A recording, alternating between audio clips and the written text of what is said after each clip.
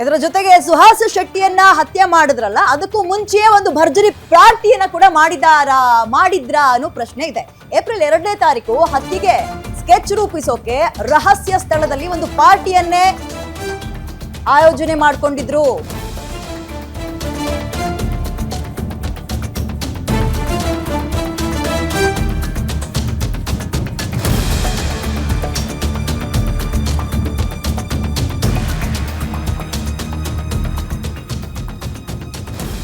April 2ನೇ ತಾರೀಕು ಹತ್ಯೆಗೆ ಸ್ಕೆಚ್ ರೂಪಿಸೋಕೆ ರಹಸ್ಯ ಸ್ಥಳದಲ್ಲಿ ಒಂದು ಪಾರ್ಟಿ ಬೇರೆ ಮಾಡಿದ್ದಾರೆ ಅನ್ನೋ ಮಾಹಿತಿ ಸಿಗ್ತಾ ಇದೆ. ಚಿಕ್ಕಮಗಳೂರಿನ ಕಳಸದ ರೆಸಾರ್ಟ್ ಒಂದರಲ್ಲಿ ಪಾರ್ಟಿಯನ್ನ ಮಾಡಿದ್ದಾರೆ ಅನ್ನುವ ಅನುಮಾನ ಪೊಲೀಸರಿಗೆ ಕಾಡ್ತಾ ಇದೆ. ಈಗ ಸುಹಾಸ್ ಹತ್ಯೆ ಆರೋಪಿಗಳ ನೈಟ್ ಪಾರ್ಟಿ ಫೋಟೋ ಲಭ್ಯವಾಗಿದ್ದು, ಫೈರ್ ಕ್ಯಾಂಪ್ ಅನ್ನ ಹಾಕೊಂಡು ಭರ್ಜರಿ ಪಾರ್ಟಿಯನ್ನ ಆರೋಪಿಗಳು ಫಾಜಿಲ್ ಸಹೋದರ ಆದಿಲ್ ಕೊಟ್ಟ ಹಣದಲ್ಲಿ ಫುಲ್ ಜಾಲಿ ಮಾಡಿದ್ರಂತೆ. ಆರಂಭದಲ್ಲೇ 3 ಲಕ್ಷ ಹಣ ಕೊಟ್ಟಿದ್ದ ಫಾಜಿಲ್ ಸಹೋದರ ಅದೇ ಹಣದಲ್ಲಿ 3 ಆರೋಪಿಗಳಿಂದ ಕಳಸದಲ್ಲಿ ಅದ್ಭುತವಾದ ಪಾರ್ಟಿ ಮಾಡಿದ್ದಾರೆ ಅನ್ನೋ ಅನುಮಾನ ಇದೆ. ಚಿಕ್ಕಮಗಳೂರು ಮೂಲದ ರಂಜಿತ್ ಜೊತೆ ಸೇರಿ ಪಾರ್ಟಿಯನ್ನ ಮಾಡಿದ್ದು. ಅರೆಸ್ಟ್ ಆಗಿರೋ 3 ಕೂಡ ಪಾರ್ಟಿಯಲ್ಲಿ ಇದ್ದಂತಹ ಫೋಟೋ ನಿಮ್ಮ ಗ್ಯಾರಂಟಿ ನ್ಯೂಸ್ಗೆ ಲಭ್ಯ ಆಗಿದೆ, ಗಮನಿಸ್ತಾ ಇದ್ದೀರಿ.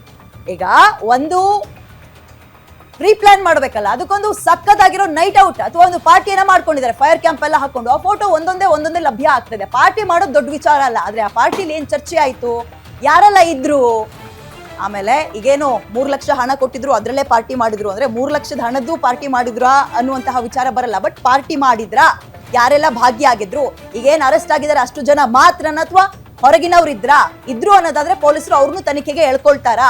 ಯಾಕಂದ್ರೆ ಅದರಲ್ಲಿ ಈ ಸುಹಾಸ್ ಶೆಟ್ಟಿಯನ್ನ ಕೊಲ್ಲೋದ್ರ ಬಗ್ಗೆ ಚರ್ಚೆ ಮಾಡಿದ್ರಾ? ಇದು ಪ್ರೀ ಪ್ಲಾನ್ ಮರ್ಡರ್ ಮಾಡೋದಕ್ಕೆ ಆಯೋಜನೆ ಆಗಿದ್ದಂತಹ ಒಂದು ಮೀಟಿಂಗ್ ಅಂತ ಅನ್ಕೊಳ್ಳೋಣ, ಹಂಗೇನಾದ್ರೂ ಆಗಿತ್ತಾ? ಇವೆಲ್ಲವೂ ಚರ್ಚೆ ಆಗ್ಬೇಕು. ಪೊಲೀಸರು ತನಿಖೆಯನ್ನ ಮಾಡ್ತಾ ಇದ್ದಾರೆ. ಎಸ್, ಸುಹಾಸ್ ಶೆಟ್ಟಿಯದ್ದು ಗ್ಯಾಂಗ್ ವಾರ ಅನ್ನೋದಕ್ಕೆ ಈ ಸುಪಾರಿ ಹಣ ಒಂದು ಅನುಮಾನವನ್ನ ಮೂಡಿಸ್ತಾ ಇತ್ತು. ಕಾರಣ ಏನಪ್ಪಾ ಅಂತ ಹೇಳಿದ್ರೆ, ಸಿದ್ಧಾಂತದ ಕೊಲೆ ಅನ್ನೋದಕ್ಕೆ ಫಾಜಿಲ್ ತಮ್ಮ ಆದಿಲ್ ಹಣವನ್ನ ಫಂಡಿಂಗ್ ಮಾಡಿರೋದು. ಮಗದೊಂದು ಕಡೆ ಇನ್ನೊಂದು ಟೀಮ್ ಏನಿದೆ, ಈ ಸಫ್ವಾನ್ ಗ್ಯಾಂಗು ಸುಹಾಸಿಗೂ ಮೊದಲಿಂದಲೂ ಆಗು ಬರ್ತಾ ಇರ್ಲಿಲ್ಲ. ಈಗ ಸಫ್ವಾನ್ ಗ್ಯಾಂಗ್ ಎಲ್ಲಾದ್ರೂ ಸುಹಾಸ್ನ ಹೊಡಿಲಿಲ್ಲ ಅಂದ್ರೆ ಸುಹಾಸ್ ಟೀಮ್ ರೆಡಿ ಆಗಿತ್ತಂತೆ. ಇದೆಲ್ಲ ಇಂಟರ್ನಲ್ ಡೀಟೇಲ್ಸ್. ಹೇಗಿದ್ದಾಗ ನಾವೇ ಹೊಡೆದು ಮುಗಿಸ್ಬಿಡೋಣ, ಆಮೇಲೆ ಬೇಲ್ಬೇಕು ಅಂದ್ರೆ ಯಾರನ್ನ ಲಿಂಕ್ ಮಾಡ್ಕೋಬೇಕು, ಯಾರನ್ನ ಮಾತನಾಡಿಸ್ಬೇಕು, ಮೀಟ್ ಮಾಡ್ಬೇಕು, ಮಾಡ್ಕೊಳ್ಳೋಣ ಅನ್ನೋ ಹಿನ್ನೆಲೆಯಲ್ಲಿ ಪೂರ್ವ ತಯಾರಿಯ ಮೀಟಿಂಗ್ ಇದು ಅಥವಾ ಪಾರ್ಟಿನ ಪ್ರಶ್ನೆ ಕಾಡ್ತಾ ಇದೆ.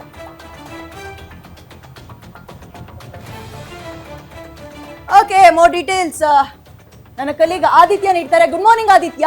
ಒಂದು ಕಡೆ ತನಿಖೆ ಆಗ್ತಾ ಇದೆ, ತನಿಖೆ ಬೆನ್ನಲ್ಲೇ ಇದು ಗ್ಯಾಂಗ್ ವಾರ ಅಥವಾ ಸಿದ್ಧಾಂತದ ಕೊಲೆನ ಅನ್ನುವ ಚರ್ಚೆ ನಡೀತಾ ಇದೆ. ಇದ್ರ ಬೆನ್ನಲ್ಲೇ ಇದೊಂದು ಪಾರ್ಟಿ ಯಾವ ರೀತಿಯ ಹೈಲೈಟ್ಸ್ ನ ಪಡೆದುಕೊಳ್ತಾ ಇದೆ, ಪಾರ್ಟಿ ಯಾರೆಲ್ಲ ಭಾಗಿಯಾಗಿದ್ರು, ಪೊಲೀಸರ ತನಿಖೆಯಲ್ಲಿ ಎಕ್ಸ್ಟ್ರಾರ್ಡಿನರಿ ಡೀಟೇಲ್ಸ್ ಅಂದ್ರೆ ಏನ್ ಸಿಗ್ತಾ ಇದೆ? ಓಕೆ, ಇದೀಗ ಇದು ಗ್ಯಾಂಗ್ ವಾರ್ ಅನ್ನೋದಕ್ಕೆ ಅನುಮಾನ ಮೂಡಿಸಿದ್ದು ಚಿಕ್ಕಮಗಳೂರಿನ ಕಳಸದ ಇಬ್ರು, ಒಬ್ಬ ರಂಜಿತ್ ಮತ್ತೊಬ್ಬ ಹಿಂದೂಗಳು ಕೂಡ ಸೇರ್ಕೊಂಡಿದ್ದಾರೆ ಅನ್ನುವಂಥದ್ದು.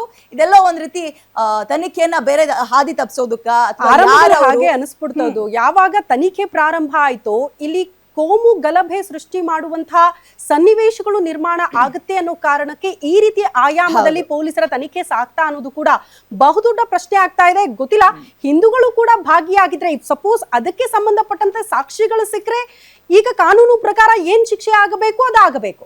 ಆದ್ರೆ ಫಾಜಿಲ್ ಅವರ ಹತ್ಯೆಗೆ ರಿವೆಂಜ್ ಆಗಿ ಇಲ್ಲಿ ಹತ್ಯೆ ಆಗುತ್ತೆ, ಅಲ್ಲಿ ಹಿಂದೂ ಕಾರ್ಯಕರ್ತರೇ ಟಾರ್ಗೆಟ್ ಆಗ್ತಾರೆ ಅಂದ್ರೆ ಅದನ್ನ ಸಹಿಸೋದಕ್ಕೆ ಯಾರಿಂದ ಕೂಡ ಸಾಧ್ಯ ಇಲ್ಲ. ಅಗೇನ್ ಸಂಪರ್ಕಕ್ಕೆ ನನ್ನ ಕಲೀಗ ಆದಿತ್ಯ ಸಿಕ್ಕಿದ್ದಾರೆ. ಆದಿತ್ಯ, ತನಿಖೆಯಲ್ಲಿ ತನಕ ಬಂತು, ತನಿಖೆಯಲ್ಲಿ ಅಚ್ಚರಿ ಅನಿಸುವಂತಹ ಮಾಹಿತಿ ಏನಾದ್ರೂ ಲೀಕ್ ಆಗ್ತಾ ಇದೆಯಾ? ಡೀಟೇಲ್ಸ್ ಕೊಡೋದಾದ್ರೆ ಆದಿತ್ಯ. ಶ್ರುತಿ, ನೀವು ಮೊದಲೇ ಹೇಳಿದಾಗೆ ಕರಾವಳಿ ಭಾಗ ಹೇಳಿ ಕೇಳಿ, ಅದರಲ್ಲೂ ಮಂಗಳೂರು ಬಹಳ ಸೂಕ್ಷ್ಮ ಪ್ರದೇಶ. ಕೋಮು ಗಲಭೆ ಅನ್ನುವಂಥದ್ದು ಮೊದಲು ಆಗೋದೆ ಅಥವಾ ಆರಂಭ ಆಗದೆ ಆ ಭಾಗದಲ್ಲಿ. ಇದು ಪೊಲೀಸ್ ನೈತಿಕ ಗಿರಿ ಆಗಿರ್ಲಿ ಅಥವಾ ಈ ರೀತಿಯ ರಿವೆಂಜ್ ಕೊಲೆಗಳು, ಹಿಂದೂ ನೋಡಿದ್ರು ಅಂತ ಮುಸ್ಲಿಂ ಹೊಡೆದ್ರು ಅಂತ ಹಿಂದೂ, ಇವೆಲ್ಲವೂ ಕೂಡ ಆರಂಭ ಆಗದೆ ಕರಾವಳಿ ಭಾಗದಲ್ಲಿ. ಮುಂಚೆ ಕರಾವಳಿ ಭಾಗ ಹೇಗಿತ್ತು, ದೈವ ಅಂತ ನಂಬ್ಕೊಂಡಿದ್ರು, ಸಂಸ್ಕೃತಿಯ ನಾಡಾಗಿತ್ತು. ಬಟ್ ಈಗ ಅದು ಬಹಳ ಸೂಕ್ಷ್ಮ ಪ್ರದೇಶವಾಗಿ ಒಂದು ಪರಿಣಮಿಸಿದೆ. ಇಲ್ಲಿ ಕುತೂಹಲ ಮೂಡಿಸುವಂಥದ್ದು ಅಥವಾ ಅಚ್ಚರಿ ಆಗುವಂಥದ್ದು ಅಥವಾ ಶೇಮ್ ಅನ್ಸೋದು ಏನಪ್ಪಾ ಅಂತ ಹೇಳಿದ್ರೆ, ಇವನನ್ನ ಹೊಡೆದಾಕ್ತಿವಿ, ರಿವೆಂಜ್ ವೆರಿ ಸೂನ್ ಅನ್ನುವ ಸ್ಟೇಟಸ್ 1.5 ತಿಂಗಳ ಹಿಂದೆ ಓಡಾಡಿದ್ರು ಕೂಡ ಪೊಲೀಸರು ಏನ್ ಕಡ್ಲೆಪುರಿ ತಿನ್ಕೊಂಡಿದ್ರಾ? ಪೊಲೀಸರಿಗೆ ಗೊತ್ತಿರ್ಲಿಲ್ವಾ? ಒಂದು ಪ್ರಶ್ನೆ. ಕಾನೂನು ಸುವ್ಯವಸ್ಥೆ ಹದಗೆಟ್ಟು ಹಾಳಾಗಿ ಮೂಲೆ ಹಿಡ್ದು ಕೂತಿದ್ಯಾ? ಮತ್ತೆ ಈಗೆಲ್ಲವೂ ಇನ್ನೊಂದು ನಾವು ಆದ ವಿಚಾರ ನಂತರ ಗಮನಿಸ್ಬೇಕು ವಿದ್ಯಾ, ಈ ಹಿಂದೆ ಹಿಂದೂ ಕಾರ್ಯಕರ್ತನ ಹತ್ಯೆ ಆದಾಗ ಅಲ್ಲಿ NIA ಅಧಿಕಾರಿಗಳ ತನಿಖೆ ಸಾಗದಂತ ಸಂದರ್ಭದಲ್ಲಿ ಅಲ್ಲಿ ನಿಷೇಧಿತ PFI ಸಂಘಟನೆಯ ಕೈವಾಡ ಇತ್ತು ಅಂತ. ಸೊ ಹಾಗಾಗಿ ಇಲ್ಲೂ ಕೂಡ ವಿದೇಶಗಳಿಂದ ಫಂಡಿಂಗ್ ಆಗಿದೆ ಅನ್ನೋದು ದೊಡ್ಡ ಮಟ್ಟದಲ್ಲಿ ಅನುಮಾನ ಕಾಡ್ತಾ ಇರೋದು. ಹೌದು ಅನ್ನೋದಾದ್ರೆ ಯಾರು ಮಾಡಿದ್ರು, ಎಷ್ಟು ಮಾಡಿದ್ರು, ಯಾರ ಅಕೌಂಟಿಗೆ ಹೋಯ್ತು, ಇವೆಲ್ಲವೂ ಕೂಡ ಈಗ ಅಕೌಂಟ್ ತನಿಖೆ ಕೂಡ ಆಗುತ್ತೆ. ಪೊಲೀಸರು ಈಗ ನಾವು ಹೇಳ್ದಂತೆ ಇದು ಮೊದಲಿಗೆ ಗೊತ್ತಾಗಬೇಕಾಗಿರೋದು ಗ್ಯಾಂಗ್ ವಾರ ಅಥವಾ ಸಿದ್ಧಾಂತದ ಕೊಲೆನಾ ಅಂತ. ಹಾಗೇನ್ ಸಂಪರ್ಕಕ್ಕೆ ನನ್ನ ಕೊಲೀಗ ಆದಿತ್ಯ ಸಿಕ್ಕಿದ್ದಾರೆ. ಆದಿತ್ಯ, ತನಿಖೆ ಬಗ್ಗೆ ಡೀಟೇಲ್ಸ್ ಏನಿದೆ ಸದ್ಯಕ್ಕೆ? ಎಸ್ ವಿದ್ಯಾ, ಹಿಂದೂ ಕಾರ್ಯಕರ್ತ ಸುಭಾಷ್ ಶೆಟ್ಟಿ ಕೇಸ್ಗೆ ಸಂಬಂಧಪಟ್ಟಂತೆ ಈಗ ಒಂದು ಮೇಜರ್ ಟ್ವಿಸ್ಟ್ ಸಿಕ್ಕಿರುವಂತದ್ದು. ಮುಖ್ಯವಾಗಿ ಈ ಸುಭಾಷ್ ಶೆಟ್ಟಿ ಹತ್ಯೆಗೆ ವಿದೇಶದಿಂದ ಫಂಡಿಂಗ್ ಬಂದಿದ್ಯಾ ಅಂತ ಹೇಳುವಂತಹ ಮಾತುಗಳು ಅಥವಾ ಚರ್ಚೆಗಳು ಕೂಡ ಈಗ ಎದುರಾಗ್ತಿರುವಂತದ್ದು. ಈ ಬಗ್ಗೆ ಪೊಲೀಸ್ ಅವರು ಕೂಡ ತನಿಖೆಯನ್ನು ಮುಂದುವರಿಸಿರುವಂತದ್ದು. ಕೇವಲ 5 ಲಕ್ಷದಲ್ಲಿ ಸುಭಾಷ್ ಶೆಟ್ಟಿ ಅವರ ಹತ್ಯೆ ನಡೆದಿತ್ತಾ ಅಂತ ಹೇಳುವಂತ ಪ್ರಶ್ನೆ ಕೂಡ ಈಗ ಎದುರಾಗ್ತಿರುವಂತದ್ದು. ಯಾಕಂದ್ರೆ 10 ಜನ ಈ ಹಂತಕರು ಕೂಡ ಈ ಒಂದು ಹತ್ಯೆಯಲ್ಲಿ ಭಾಗಿಯಾಗಿದ್ರು. ಜೊತೆಗೆ ಅನೇಕ ಫಂಡಿಂಗ್ ಕೂಡ ಇದಕ್ಕೆ ಹರಿದು ಬಂದಿದೆ ಅಂತ ಹೇಳುವಂತಹ ಮಾತುಗಳು. ಯಾಕಂದ್ರೆ ಸುಭಾಷ್ ಶೆಟ್ಟಿ ಹತ್ಯೆಗೆ ಬಳಸಿದಂತಹ ಮಾರಕಾಸ್ತ್ರಗಳಾಗಿರ್ಬೋದು ಅಥವಾ ಸ್ವಿಫ್ಟ್ ಕಾರ್ ಆಗಿರ್ಬೋದು ಅಥವಾ ಮೀನಿನ ವಾಹನಗಳಾಗಿರ್ಬೋದು, ಇದೆಲ್ಲ ಸುಭಾಷ್ ಶೆಟ್ಟಿ ಹತ್ಯೆಗೋಸ್ಕರನೇ ಖರೀದಿ ಮಾಡಿರುವಂತದ್ದು. ಇದರಿಂದಾಗಿ ಕೇವಲ 5 ಲಕ್ಷಕ್ಕೆ ಈ ಒಂದು ಹತ್ಯೆ ನಡೆದಿರ್ಬೋದಾ ಅಥವಾ 5 ಲಕ್ಷದಲ್ಲಿ ಈ ಹತ್ಯೆ ನಡೆದಿದೆಯಾ ಅಂತ ಹೇಳುವಂತದ್ದು ಈಗ ಗೊತ್ತಾಗ್ತಿರುವಂತದ್ದು. ಜೊತೆಗೆ ಏನು ಈ ಸಫ್ವಾನ್ ಮುಖ್ಯ ಆರೋಪಿ ಏನು ಸಫ್ವಾನ್ ಇದ್ದಾನೆ, ಸಫ್ವಾನ್ ಕೂಡ ಇದಕ್ಕೆ ಮುಂದೆ ಪ್ಲಾನ್ ಮಾಡ್ಕೊಂಡಿದ್ರು. ಅಂದ್ರೆ 1 ತಿಂಗಳ ಮುಂದೆನೆ ಪ್ಲಾನ್ ಮಾಡ್ಕೊಂಡಿದ್ರು. ಏನು ಫಾಜಿಲ್ ತಮ್ಮ ಆದಿಲ್ ಜನವರಿಯಲ್ಲೇ ಇವರಿಗೆ ಫಂಡಿಂಗ್ ಮಾಡಿದ್ರು. ಅಂದ್ರೆ 5 ಲಕ್ಷ ಡೀಲ್ ಆಗಿತ್ತು, ಆದ್ರೆ ಅಡ್ವಾನ್ಸ್ ಆಗಿ 3 ಲಕ್ಷ ರೂಪಾಯಿ ಕೊಟ್ಟಿದ್ರು. ಜೊತೆಗೆ ಸಫ್ವಾನ್ ಮುಖ್ಯ ಆರೋಪಿ ಸಫ್ವಾನ್ ಏನಿದ್ದಾರೆ ಇವನು ಜನವರಿಯಲ್ಲೇ ಪ್ಲಾನ್ ಮಾಡ್ಕೊಂಡಿದ್ರು. ಜೊತೆಗೆ ಈ ಎಲ್ಲಾ ಪ್ಲಾನ್ಗಳು ಚಿಕ್ಕಮಂಗ್ಳೂರಿನ ಕಳಸದ ರೆಸಾರ್ಟ್ ಅಲ್ಲಿ ಆಗಿದೆ ಅಂತ ಹೇಳುವಂತ ಮಾಹಿತಿಗಳು ಕೂಡ ನಮ್ಗೆ ಈಗ ಗೊತ್ತಾಗ್ತಿರುವಂತದ್ದು. ಜೊತೆಗೆ ಅರೆಸ್ಟ್ ಆದ ಮೇಲೆ ಅಂದ್ರೆ ಕೊಲೆ ಮಾಡಿದ ತಕ್ಷಣ ಅರೆಸ್ಟ್ ಆಗುವಂತ ಎಲ್ಲಾ ಸಾಧ್ಯತೆ ಅಂದ್ರೆ ಅರೆಸ್ಟ್ ಆಗುವ ಪ್ಲಾನ್ ಕೂಡ ಅವ್ರದ್ದು ಆಗಿತ್ತು. ಜೊತೆಗೆ ಅರೆಸ್ಟ್ ಆದ ಕೂಡಲೇ ಬೇಲ್ಗಾಗಿ ಕೂಡ ಕೈ ಚಾಚಿದ್ರು ಆರೋಪಿಗಳು ಅಂತ ಹೇಳುವಂತ ಮಾತುಗಳು ಕೂಡ ಈಗ ಕೇಳಿ ಬರ್ತಿರುವಂತದ್ದು.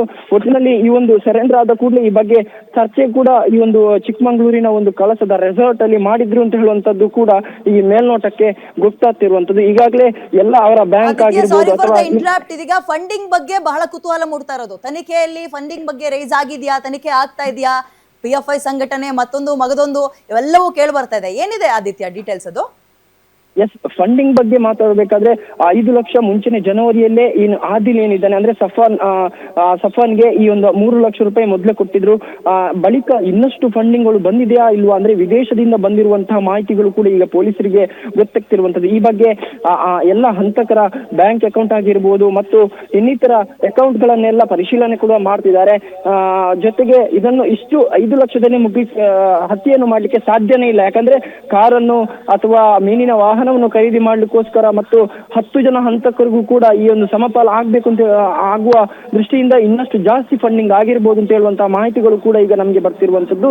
ಜೊತೆಗೆ ಈ ಬಗ್ಗೆ ಪೊಲೀಸರು ಕೂಡ ತೀವ್ರವಾಗಿ ಶೋಧ ಕಾರ್ಯ ಅಥವಾ ತನಿಖೆಯನ್ನು ಮಾಡ್ತಿದ್ದಾರೆ. ಎಲ್ಲರ ಬ್ಯಾಂಕ್ ಅಕೌಂಟ್ ಆಗಿರ್ಬೋದು ಮತ್ತು ವಿದೇಶದಿಂದ ಯಾವ್ದಾದ್ರು ಹಣ ಬಂದಿದ್ಯಾ ಅಂತ ಈ ಬಗ್ಗೆ ಕೂಡ ಪೊಲೀಸರು ತನಿಖೆ ಮಾಡ್ತಿದ್ದಾರೆ.